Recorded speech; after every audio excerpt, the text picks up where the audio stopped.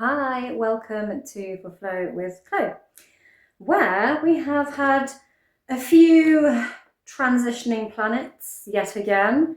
Month of May, end of May, rather busy. So on the 17th, we had Mercury enter Gemini and Venus sextile Mars. Mercury into Gemini energizes your intellectual life, enhancing curiosity, versatility, and social interactions. Conversations become lively and stimulating. And on the 17th, with the Venus sextile Mars, Mars and Venus harmonize beautifully, energizing relationships with passion, creativity, and mutual understanding.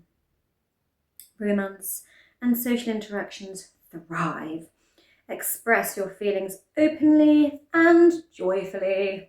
Lovely. 18th of May, Mercury conjunct Uranus. Oh my gosh. Mercury joins revolutionary Uranus, sparking innovative ideas, sudden insights, and unexpected breakthroughs. It's like Mercury is the planet of, communication and intellect. Uranus is the higher octave of it. And so, yeah, massive innovation, genius time. Keep your mind open as creativity and original solutions to problems flow effortlessly. Perfect day to experiment, innovate, and embrace the unusual. Also on the 18th, Mars entered Taurus, putting some stability into our drive.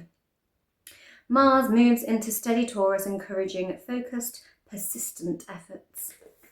Not the most comfortable placement for Mars, who would rather go to war than farm and be patient.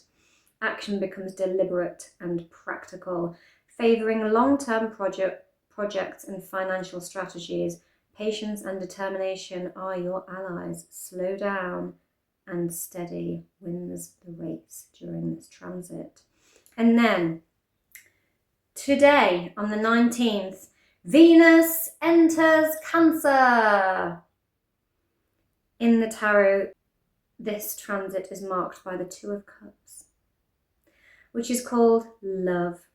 Venus entering nurturing Cancer brings emotional depth and warmth to relationships, prioritize comfort, family, and emotional bonds. 19th of May, Mercury trine Pluto, a powerful alignment facilitating transformative conversations and deep insights. Use this potent intellectual energy to delve beneath the superficial layers, uncovering the hidden truths. Meaningful discussions today can lead to lasting positive changes. And on the 21st, we're not quite there yet, Sun enters Gemini. It's me time, because I am a Gemini, Sun in Gemini. Anywho, going to pull some from the light seers first. Maybe some from the unfolding path. Maybe with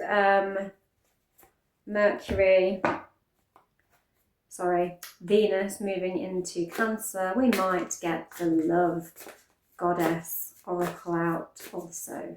We shall see. See what our first lot of cards say first. I've got them upside down. It would help if I had them the right way up. Otherwise it might come out as an entirely negative message without us realising why. We want that now, would we?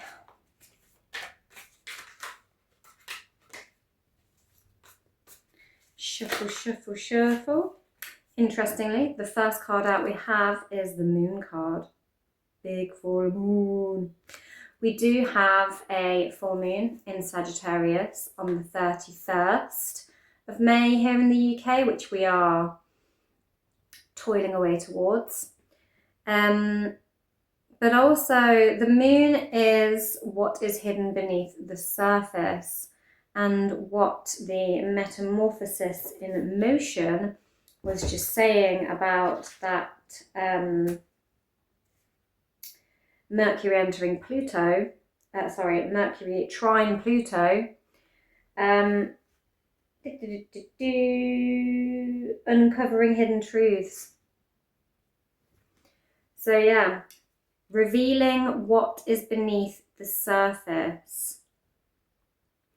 An illumination on the secrets and the deep, dark nooks and crannies of our subconscious.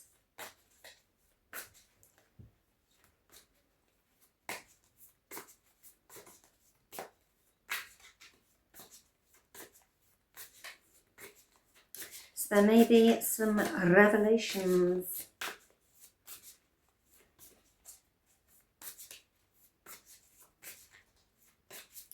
I have formulated a sequence for Sagittarius for moon class as well. The sun will be in Gemini during that class.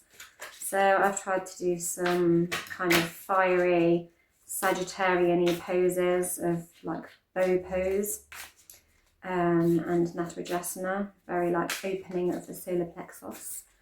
But also lots of things that involve the hands. Lots of like bindy things, as Gemini is the jewel sign. Oh, we have acre shaker heartbreak. A little bit of past pain occurring. You might be digging beneath the surface to uncover some truths about your past pain or someone else's and where it maybe stems from. The depths of one's psyche.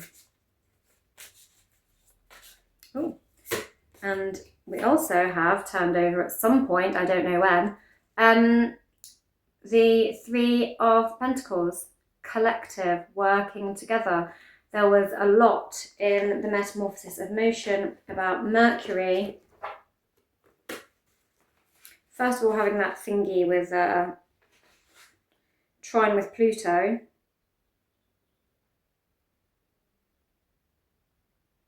Meaningful discussions today can lead to lasting positive changes.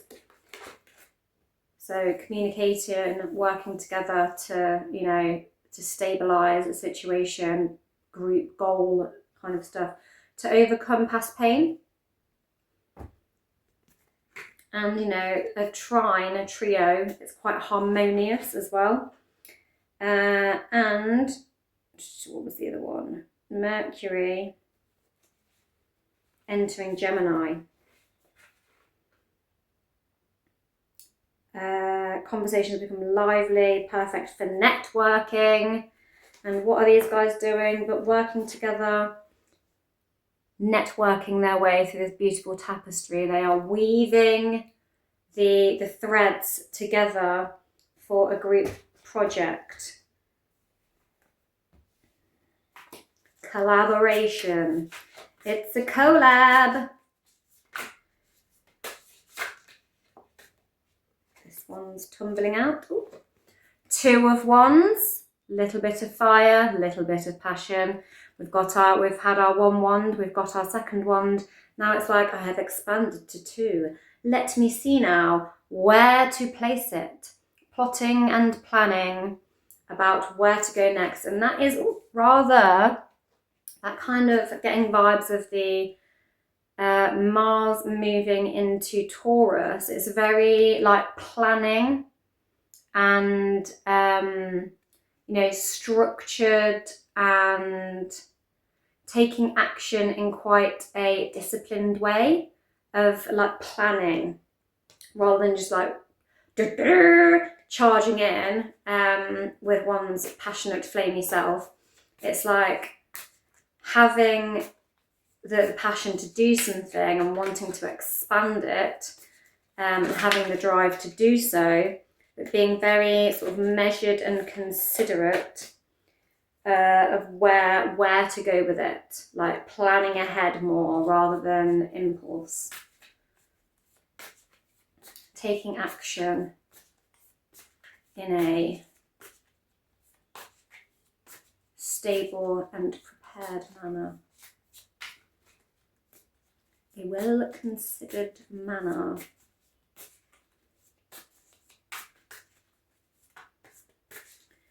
Do, do, do, do, do, do. Ba, ba, ba. What's coming up the light seers? Death cries now. Ooh.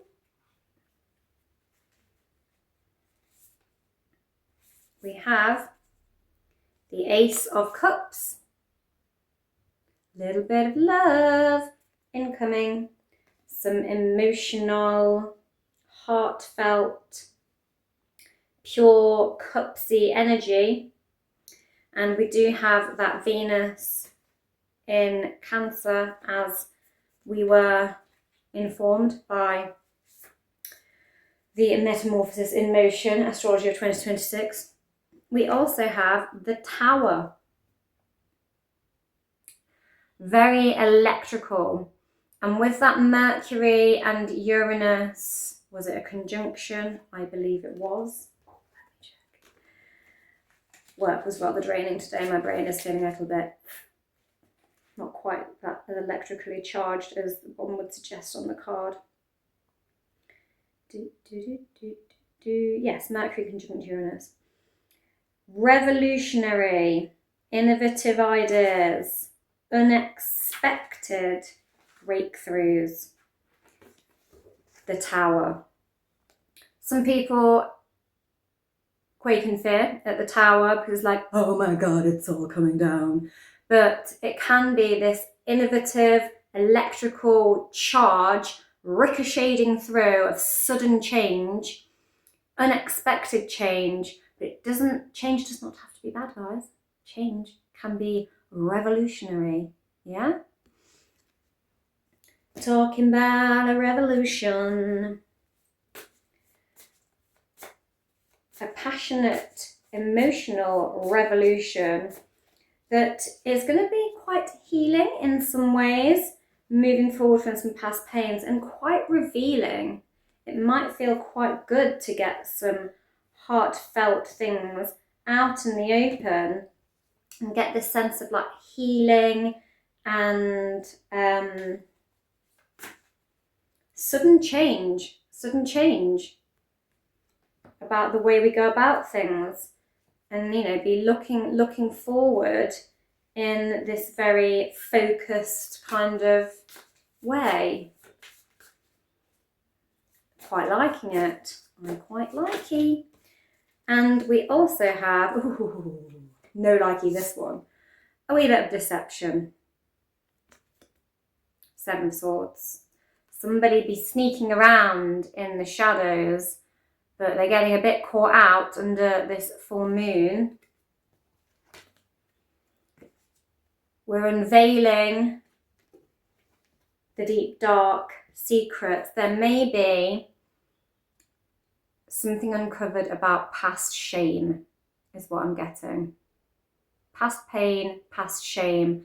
Maybe where somebody deceived you, you deceived yourself, or you deceived another and caused your own self pain. And the crow is here to announce, have the wisdom to see through it, to illuminate and reveal the truth. And the Ten of Swords, not being able to carry the pain anymore because we are having a revolution. And the change, the sudden change, might be moving away from self-deception or timelines and stories and narratives of the way you've been deceiving yourself, or being played like a fiddle, and you having a bit of a revelation about where that has happened to you, how, who, why, where, who, what, where, when, why, and how. And being like, I am done with this pain. I'm done with it. Can go no further with it. There is a huge relief with the Ten of Swords. I mean, it can be quite a brutal card, because often it literally has someone who's been stabbed in the back with 10 swords and they are very dead or very dying. Very dying, very dead, very close to death. But through that death, there is a release. Like, it is a final line of no more. You've reached your limit and it's time to release whatever the situation is or was. And with this card here, one would suggest past pain. But it's okay, because we do have this delightful Ace of Cups, and we do have this delightful collab. And we do have this ever so delightful plotting and planning out our new direction of how to proceed. But it might be all very unexpected, maybe some shocks.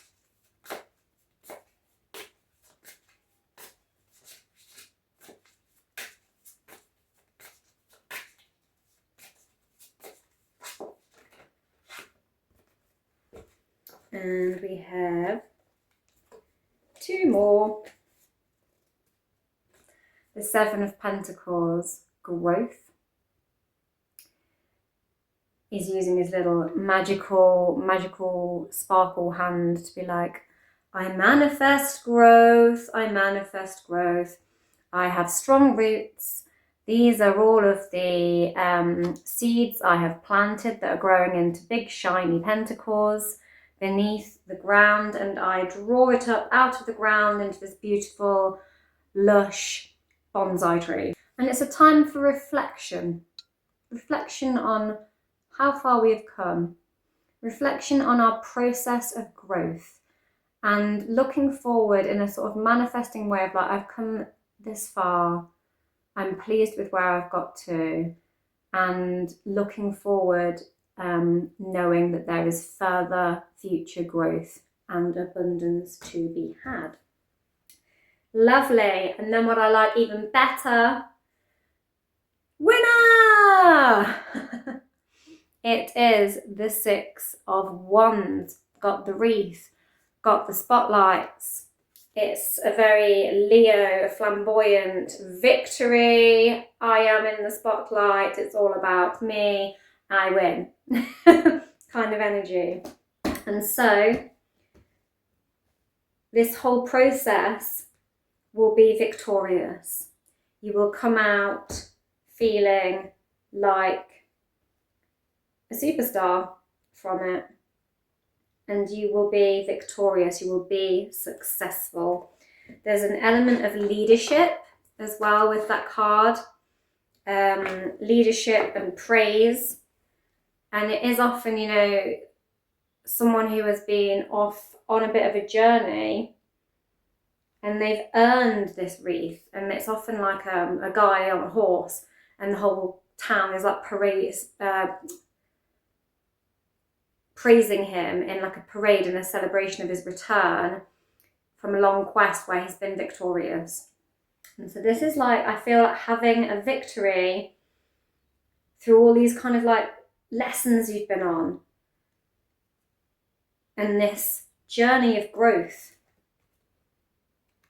from past pains, revelations, where you've had to work collaboratively with others to overcome it maybe, and find a little bit of self-love, I feel, and accept sudden changes, sudden radical changes, and overcome pain about deception and, you know, overwhelm, and just see it as all part of the journey and how far you've grown, how far you've come, and where you're going next. Knowing that it's just another chapter and there's more success to be had.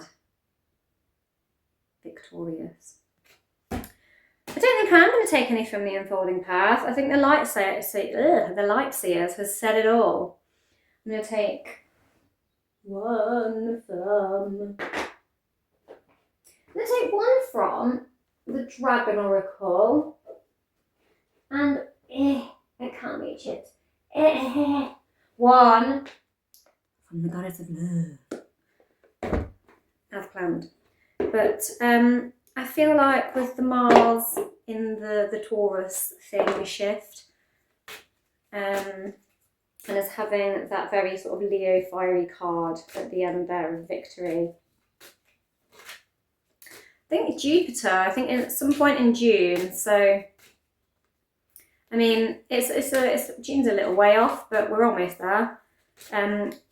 Cancer, Jupiter has been in Cancer for quite some time now. Got my cards. And it's going to, in June, I believe, move into Leo, which is very much this vibe. And we have 2 cards from the Dragon Oracle. We have Royal Blue and Gold Dragon. Regal. Strengthens you to stand in your power with wisdom. That's quite Leo-y. Awaken your own majesty. Wear your cloak of power with pride. Big fat Leo energy. Quite Sagittarian energy as well, actually. Sagittarian is a sign ruled by Jupiter, and we have that full moon, as I said at the beginning of the little journey we've been on through the cards. Yeah, Sagittarius is a sign of sort of wisdom, expansion, and very philosophical kind of thinking.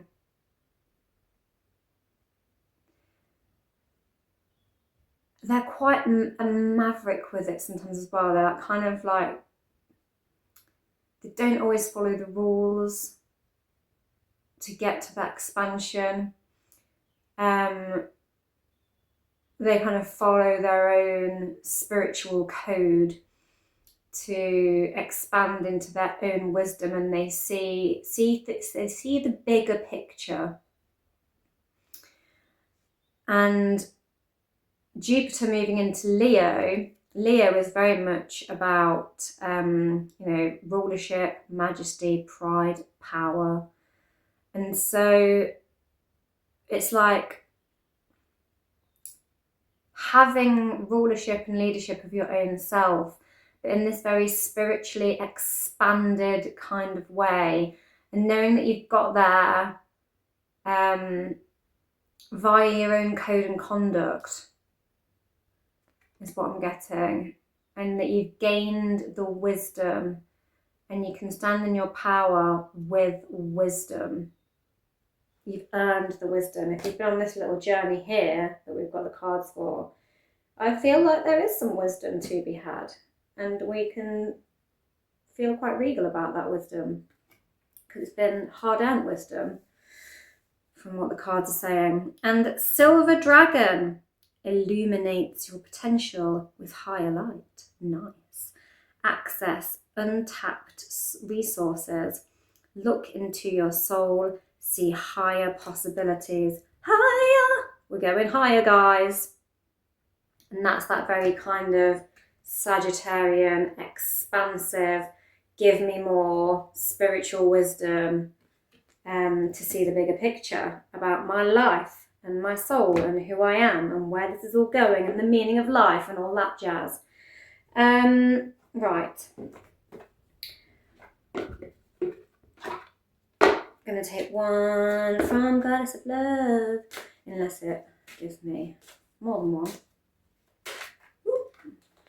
It cut the deck at that point, to be honest, so joy! What a good place to cut. Embrace the blessing of life. And that's finding joy in the lessons, joy in the wisdom. It's not all serious and blah, blah, blah, blah. And after that, we get radiance. We love a bit of radiance. We want to be radiant. Rejoice in your life. Rejoice, make love, celebrate. And what a babe on the card. So yeah, joyful, expansive, love about the lessons we have learned and being like, Whoop-de-doo. There's something very liberating, very, very liberating about it all. And that is today's reading. I hope you enjoyed. Don't forget to like, share, subscribe, all that jazz. And have a wonderful rest of your week. Hopefully we'll get a chance to record that Sagittarian full moon yoga class soon. I am off on holiday on Friday, and I believe I'm not going to be able to have much internet for a lot of my time there. So I'm going to try and record that class before I go, and have it on like a timed release. But we'll see how it goes. She's a busy girl right now. But I do want to put that class out there, so I'm going to try my best to make it happen. And that's all from me.